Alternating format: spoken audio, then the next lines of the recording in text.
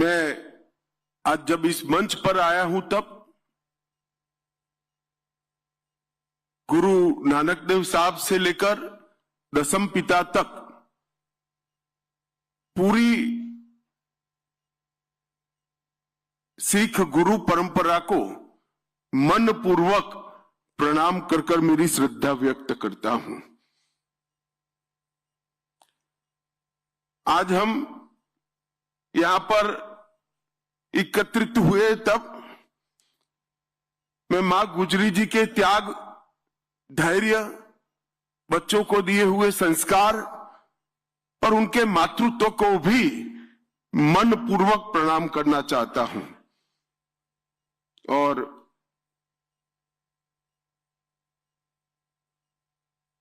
यही भूमि पर कई ऐसी स्थान है जहां गुरु साहिब कई बार गए। यहां पर एक विशेष प्रदर्शनी का भी आयोजन किया गया, सैंड आर्ट का शो भी किया गया और एक कॉफी टेबल बुक का भी विमोचन किया गया। 84 के दंगों के घाव को मरहम लगाने के लिए भी एक सरकारी योजना का यहां पर लोकार्पण किया गया। परंतु आज हम सब एकत्रित हुए हैं 4 साहबजादों की शहीदगी, इनकी वीरता, इनके बलिदान को याद करने के लिए। पो का ये महीना ये भारत के स्वतंत्रता के इतिहास में बहुत दर्दनाक महीना माना जाता है।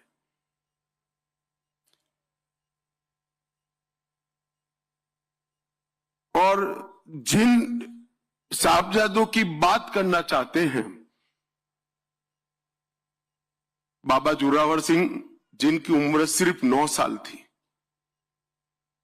बाबा फतेह सिंह जिनकी उम्र सिर्फ 7 साल, उनको डराया गया, समझाया गया, लोभ दिए गए, मगर सिंह की तरह दहाड़ते हुए कोई लोभ में आए बगैर मृत्यु को पसंद किया, क्योंकि मैं इस पिता का बेटा हूं जो इस देश के लिए, इस देश अपने धर्म के लिए कोई बलिदान देते हुए पीछे नहीं होता है। ये भावना इतने बच्चे में, इतनी कम आयु में पैदा भी नहीं हो सकती है। शायद माता गुजरी का संसर्ग ही होगा, संपर्क ही होगा, जिसने गुरुओं के पूरे संस्कार इस बच्चों में फूट फूट कर भरा दिए। मित्रों, जब हम आज इतने सालों के बाद हम इस घटना का याद भी करते हैं तो रोंगटे खड़े हो जाते हैं। देश भर के युवाओं को, चाहे किसी भी प्रदेश में बसते हो, उसमें उनको दसम पिता का जीवन, कवन और साहबजादों की शहीदगी, ये बताना हम सबका राष्ट्रीय दायित्व है। कोई व्यक्ति पूरे दुनिया के धर्म के लिए लड़ने वालों के इतिहास में, देश के लिए लड़ने वालों के इतिहास में ऐसा कोई व्यक्ति नहीं मिल सकता जिसने पिता, माता, 4 छोटे बेटों का बलिदान दे दिया, कुछ नहीं बचा। और इसीलिए सर्वंस दानी का देश की जनता ने उनको मान दिया है। कोई सरकारी पद्मश्री, पद्म विभूषण नहीं है।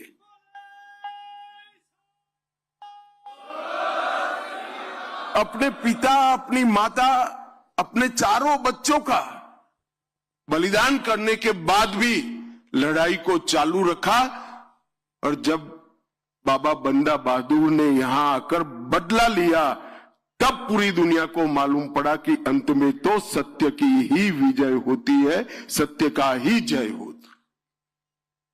ये जो जुझारूपन है, धर्म के प्रति समर्पण है, मातृभूमि के प्रति प्यार है, ये पूरे देश के सभी लोगों को जानकारी देने का एक अवसर है। 4 बेटे शहीद होने के बाद भी लड़ते रहना एक प्रकार से बहुत बड़ी बात है। मैं इसके पर बाद में आता हूं, मगर ये पूरी परंपरा जो बनी, सबसे पहले मुगल का आक्रमण हुआ बाबर के समय में। उस वक्त नानक देव जी महाराज थे। गुरु नानक देव जी ने भी इसका विरोध किया। तब से लेकर दसम पिता तक, गुरु गोविंद सिंह जी तक इसका लड़ना चालू रहा। और विधि का संयोग देखिए, बाबर आया तब नानक देव जी महाराज थे, और औरंगजेब समाप्त हुआ वही कालखंड में 5-10 साल आगे पीछे दसम पिता थे। तो मुगलों की समाप्ति भी 10 गुरुओं के कालखंड में ही हुई। और ये लंबी लड़ाई हर मोर्चे पर लड़ी गई। नानक देव जी के जीवन की 4 उदासियों को जो जानता है, और उदासियों का एक बार आप रूट देख लोगे, उनका मार्ग देख लोगे, तो कोई व्यक्ति पैदल चलकर धर्म के प्रचार के लिए यहां से काबा तक और यहां से कर्नाटक तमिलनाडु तक कैसे जा सकता है?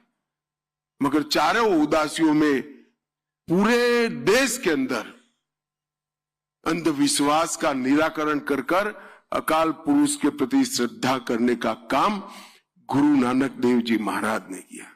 पूरे भारत को एक सूत्र के अंदर पिरोने का काम नानक देव जी महाराज ने किया। अंगद देव जी आए तब नानक देव जी के सारे उपदेशों को, वाणी को गुरुमुखी में लिपिबद्ध करने का काम अंगद देव जी ने किया। पूरा जीवन गुरुवाणी का प्रचार करते रहे और गुरु परंपरा को संस्थागत किया, इंस्टीट्यूशनलाइज किया।